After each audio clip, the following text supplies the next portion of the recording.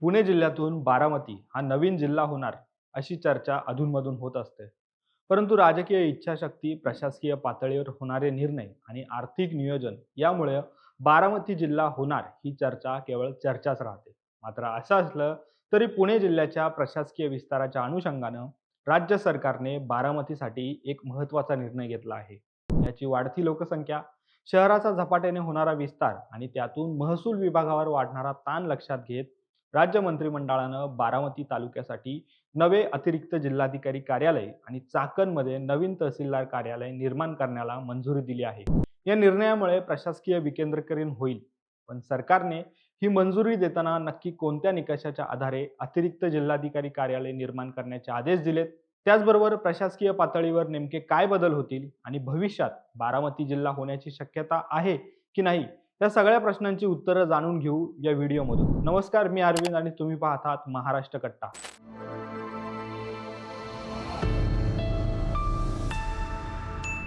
राज्यातील महसूल विभागाचा वाढता व्याप आणि लोकसंख्येचा विचार करून राज्य मंत्रिमंडळानं नुकताच अत्यंत महत्त्वाचा निर्णय घेतला. प्रशासकीय कामकाजात सुसूत्रता यावी आणि सर्वसामान्य नागरिकांची शासकीय कामे तात्काळ मार्ग लागावीत यासाठी सरकारने राज्यात 11 नवीन अतिरिक्त जिल्हाधिकारी कार्यालये आणि 69 अतिरिक्त तहसीलदार कार्यालयांची निर्मिती करण्याचे निर्देश दिलेत.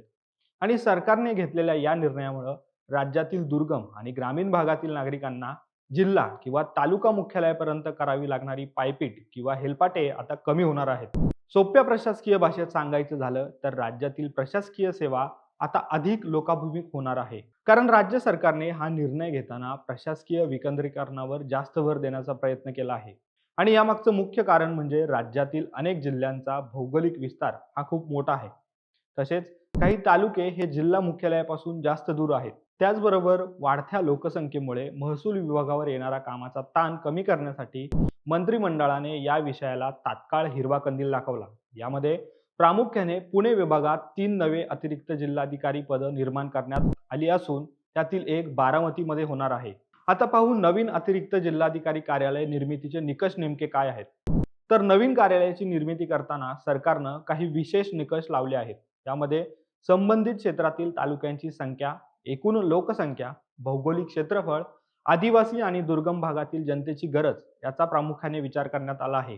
त्याचप्रमाणे जिल्हा मुख्यालयापासून प्रस्तावित कार्यालयाचे अंतर आणि तालुक्यातील सर्वात दूरच्या गावाची स्थिती लक्षात घेऊन बारामतीमध्ये अतिरिक्त जिल्हाधिकारी कार्यालय निर्माण करण्याचा निर्णय घेण्यात आला आहे.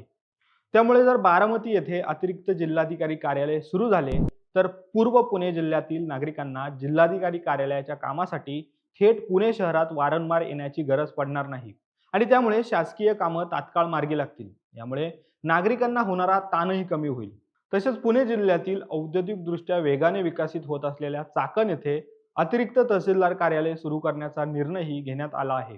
खेड तालुक्यातील चाकण परिसरामधील MIDC, औद्योगिक गुंतवणूक आणि वाढती लोकसंख्या यामुळे महसुली कामांचा मोठा ताण निर्माण झाला आहे.